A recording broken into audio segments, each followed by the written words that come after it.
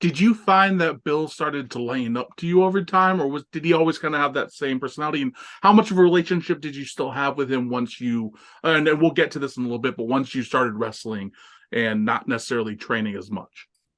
Well, the old school attitude, and anybody who I don't know was from that era. I'm sure there were exceptions, so I'm not speaking for everybody. Bill worked a really good deal with me because of my background. At the time, I was working as a vice president of a small company, and I had some marketing experience, and I helped him with that, and we did some exchange things.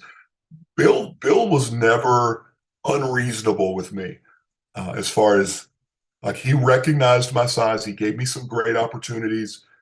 One of the things I think we talked about pre was one of my first big name matches, and I probably was in the business actively wrestling for 4 or 5 months, and I got my first NWA World Title shot, which is a joke now It's crazy. because it's embarrassing how bad it was for me, like how bad I was. But I wrestled Dan Severn, and he was the NWA World Champion.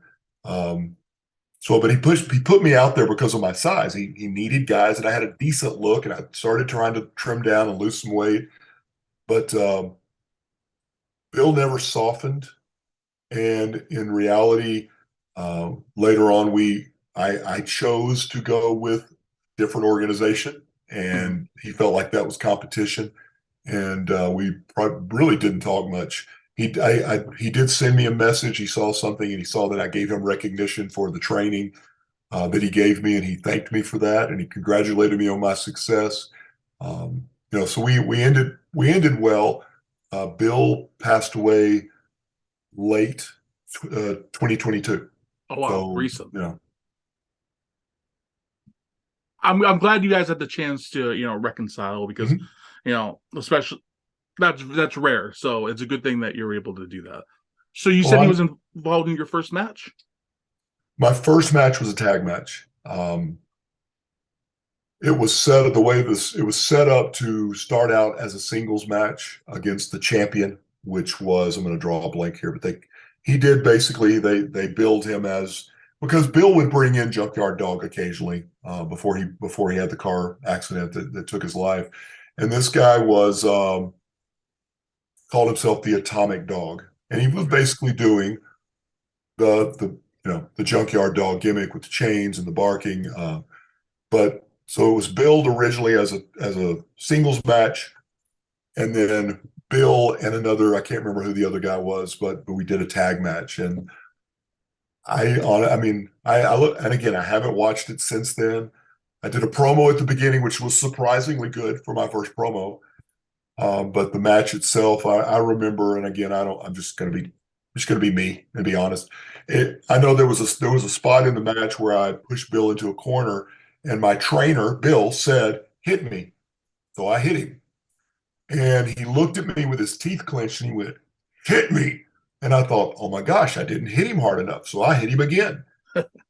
And he did it again, and I hit him even harder. And I mean, after the match, I said, "He goes, well, for a first time, that wasn't bad."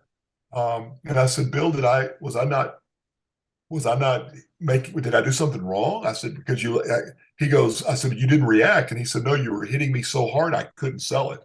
Oh wow. And he said, I thought you broke my jaw. I didn't, but I didn't know. And I had never worked on a punch in my life. It's not something we did. So I hit him as hard as I could. So now to Bill's credit, being a 50 whatever he was year old pot bellied guy, he took it in the jaw and said, "Hit me again," because that's in wrestling. That's what we do. Took It's it a like a bizarre champ. world. So you weren't really smartened up too much though going into the match. How did that work? Because at this point you were 31, and it was definitely a different period for wrestling, right? 90s WWF and everything like that.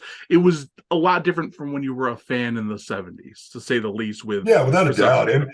And I don't know. I don't know where that line is to say I was smartened up.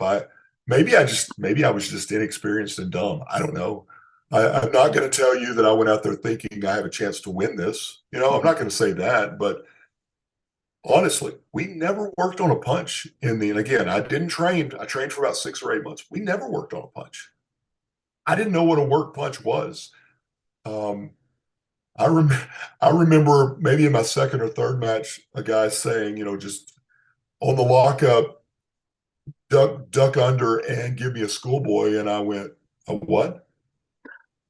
And he goes, you haven't done that? And I had not done most anything. And again, maybe it was the training that we had was get in the ring and almost like an active competition roll. See if you could pin the other guy. And again, I'm not telling you that when we got in those matches that I thought, all right, I'm going to win this. And it wasn't that, because there were guys let me chase a rabbit here.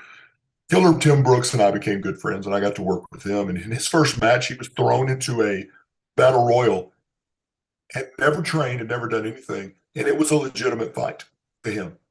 So, I mean, I wasn't to that point. I knew where I was, what was happening in the match as far as wins and losses, but my level of understanding and training and being smartened up was really minimal.